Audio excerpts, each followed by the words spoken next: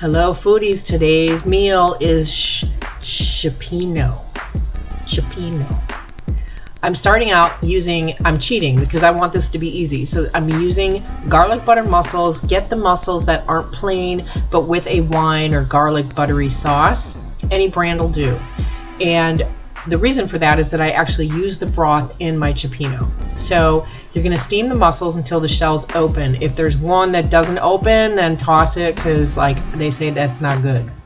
So I'm now going to strain them out because I want to separate the broth because I'm going to reserve that. God, that's so good just in and of itself with dipping some bread in there. So now I'm putting it on the side. And we're going to start our cioppino. So I've got some butter here, about, I don't know, a tablespoon of butter. Putting in some sweet onion. Sweet. And some shallots. A diced shallot. Now I'm going to add a little bit of olive oil to help saute the veggies even more and give it another little bit of a flavor.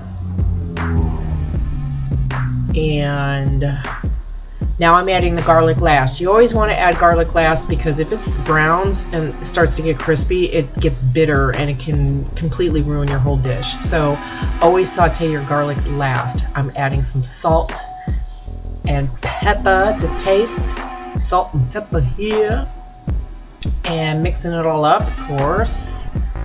And using some cheap ass Sutter Home little tiny bottles of Chardonnay. I don't like drinking Chardonnay, but it's great for cooking, and I buy the little bottles specifically for that purpose. So I used maybe, I don't know, half.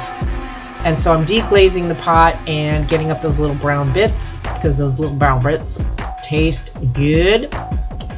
It's good. So you're gonna mix that all up. Now see, here comes the garlic butter sauce reserve. I would say mussel juice, but that sounds really nasty.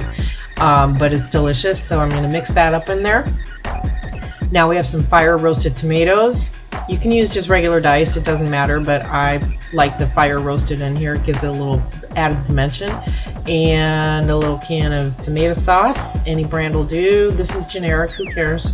You know, easy, cheap, whatever. Because, I mean, the seafood, it can get costly. So, wherever you can cut some corners. Now, here's more Italian herbs. I made a sub sauce earlier. It's Italian herb night. And here I am putting in some fennel. I didn't measure it. That's what truly makes me Italian.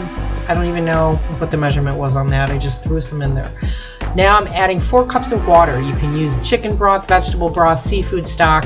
To make this easy, I'm using water and some shrimp bouillon cubes because normally I would make seafood stock, but you know, I needed this easy and quick because I'm short on time this week. So I'm going to put those in. You want to wait till the water's boiling, of course, so the bouillons will melt into the stock. And there I am with more butter. You gotta have more butter.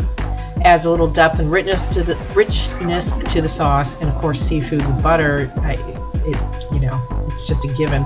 So now here comes the seafood. I'm using tilapia. I would prefer cod. That's scallops and shrimp and the mussels. But I'm out of cod, so I used what I had. You can use what you have. That's fresh Italian parsley, and that was a lobster tail. Traditionally, this is made with crab. It comes from San Francisco, this dish.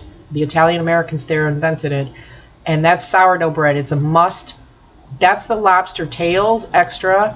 You can also use shrimp shells to make your own seafood stock. Throw that in the freezer for when you do have time. And then this is the de-shelled seafood. This is the bowl with the bread. It's delicious. You'll love it.